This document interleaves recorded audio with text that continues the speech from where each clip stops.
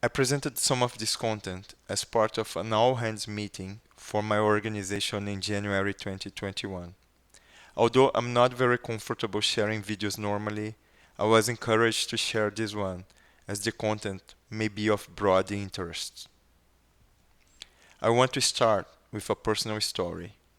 In one of my meetings last month, I was asked what I thought about an activity we had together with a partner team.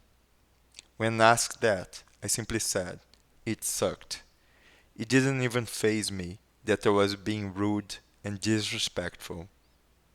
And I completely forgot what I said until later in the day when I got an email asking me why I wasn't happy about that activity. It was only then that I realized how disrespectful I was and how it may have impacted the meeting. Although I didn't target anyone in particular with my comment, everyone in the meeting was impacted by my negativity. I have always thought that the language we use and how we present ourselves in meetings have a huge impact on others. It impacts how comfortable people feel and ultimately how effective and inclusive the meeting is. We want everyone to participate and contribute ideas. As I researched this, I learned about Professor Christine Porath's work on civility in the workplace.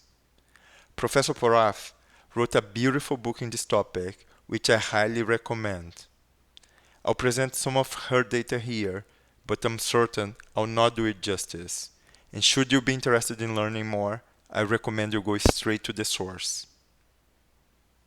In her work, Professor Porath conducted several controlled experiments with her collaborators. The data highlights the impact of incivility in the workplace. First, there is the impact on people who are the subject of incivility. People who are subject to rude language or harsh comments. Comments like, "This work is terrible," or "Did you even think about what you just said?" When subject to this type of behavior, data shows that we become more prone to mistakes. For instance, we are 5 times more likely to miss information.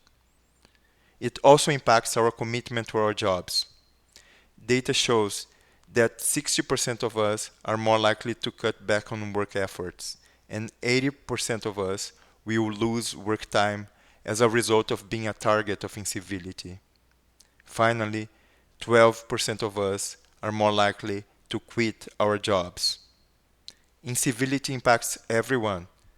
The witnesses of incivility in the workplace are also impacted. This is everyone else in the meeting, folks that are witnessing the aggression. Data shows that 25% of the witness will have worse job performance, and 45% will generate fewer ideas. You may have even noticed yourself when a colleague experienced incivility. You may have noticed that it lowered the team morale, and it may have even impacted yourself, and you may have become less excited about your own work. If the data shows that incivility is so overwhelmingly negative, why does it still happen?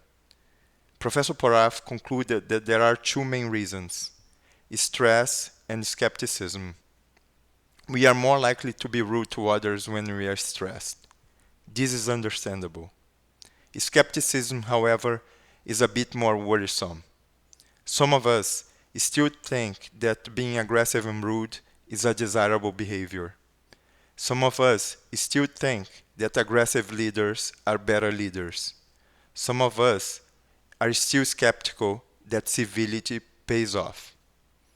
However, the data shows the contrary. People who act with civility are more respected.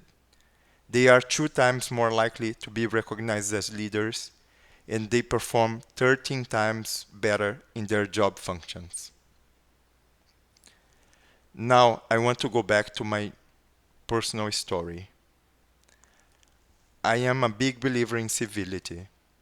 I was already aware of Professor Porath's work. I'm also a believer that civil leaders are better leaders.